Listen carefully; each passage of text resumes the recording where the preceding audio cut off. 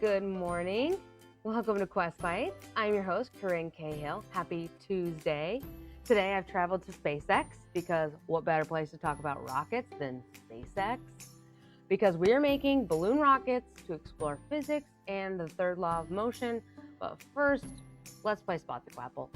I will put 30 seconds on the clock for you to try and find them. There are 5 Quapples in this photo.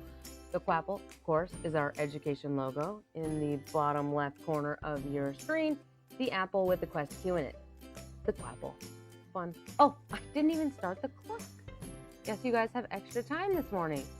There's your 30 seconds. Let me know if you're able to spot them. All 5 Quapples. I know a few of these are a little easy. Maybe all of them are easy, depending on how good your eyes are. 15 seconds left. We'll give our friends more time to get joined with us this morning because we want everyone to be able to make balloon rockets today. 5, 4, 3, 2, 1. Here is the answer.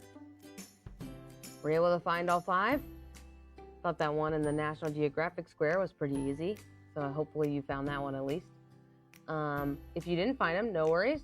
We actually will play Spot the Differences tomorrow, so you'll have to be here right at 9:30 to play the favorite game right in the morning and give our friends time to join us. But today we are making balloon rockets.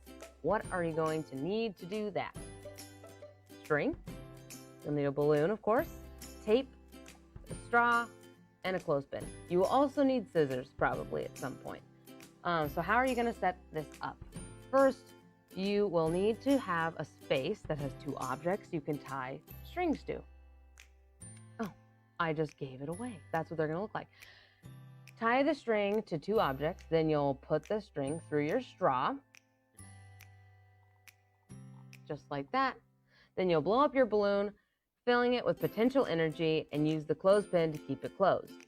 You'll tape the balloon to the straw and make sure the straw can move freely on the string.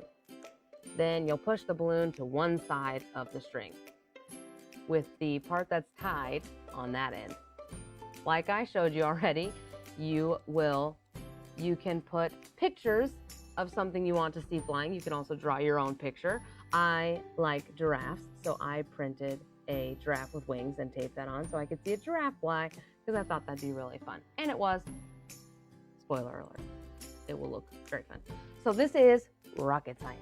This is all about thrust and Newton's third law of motion, that for every action there is an equal and opposite reaction.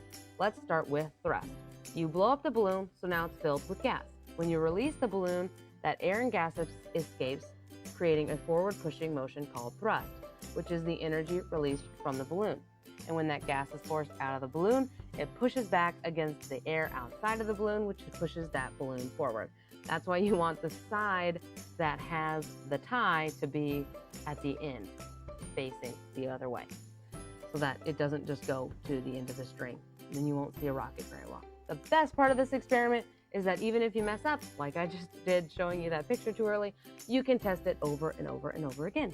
And that's so fun. You can do this all day long. So let's watch mine. Here they go. I ended up having to tie it because I didn't have clothespins, but cutting it with scissors was pretty fun. Just be careful. And here's the one with the giraffe on it. Now the giraffe, first of all, I cut it and was holding it too long and it deflated too far. So it didn't go as far down the line. I think it was also heavier because it had that giraffe on it. So just keep that in mind when you're creating your balloon rockets. But my giraffe went airborne for real. It flew off that balloon. I thought that was so fun. So this is a great way to go through the experiment process. Think, design, build, test, and improve. Is there any way we could have made our balloons perform better? You can try that today and let us know what you think. Make sure you send us your pictures. We'll put the instructions in the comments for you to try this lesson. Join us tomorrow because we are going to be hatching dinosaur eggs. And if you have seen Jurassic Park, then you know that nothing could go wrong with that. So make sure you're here tomorrow morning at 9:30 so you can learn how to hatch your own dinosaur eggs. Until next time, continue onward with your quest for knowledge, and thanks for watching.